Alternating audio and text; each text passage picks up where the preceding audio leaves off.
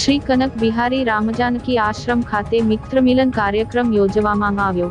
ભારતમાં મૈત્રીની ઘણી વાતો પ્રચલિત છે, ત્યારે ભરૂચના ઝાડેશ્વર સ્થિત શ્રી કનક બિહારી રામજાનકી આશ્રમ ખાતે મિત્ર મિલન કાર્યક્રમ યોજવામાં આવ્યો હતો।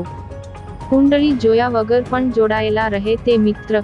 ભારતમાં મૈત્રીની ઘણી વાતો પ્રચલિત છે, જ્યારે ઉદાહરણ આપવાની વાત આવે ત્યારે સૌને કૃષ્ણ સુદામાની મિત્રતા યાદ આવે છે। હાલના સમયમાં મિત્રો સોશિયલ મીડિયા થકી વધુ જોડાયેલા જોવા મળે છે, તેવા મિત્રોના સ્નેહ મિલનનો કાર્યક્રમ યોજવામાં આવ્યો હતો। ભરૂચના ઝાડેશ્વર નર્મદા તટે આવેલ શ્રી કનક બિહારી રામજાનકી સંકટમોચન હનુમાન મંદિર ખાતે મિત્ર મિલનનો કાર્યક્રમ મંદિરના મહંત પરમ પૂજ્ય રાઘવેન્દ્રદાસજીની ઉપસ્થિતિમાં યોજવામાં આવ્યો હતો।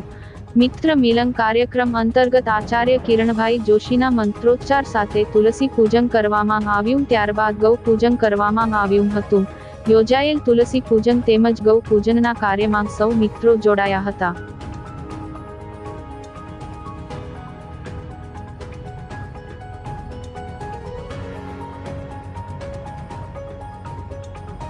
नमस्कार। આજરોજ રામ જાનકી આશ્રમ ઝાડેશ્વર ખાતે એક કુંડળી જોયા વગર જે મિત્રો જોડાયેલા રહે એવા મિત્રોનો એક સ્નેહ મિલન કાર્યક્રમ અહીંયા રામ જાનકી આશ્રમ ખાતે રાખવામાં આવ્યો હતો।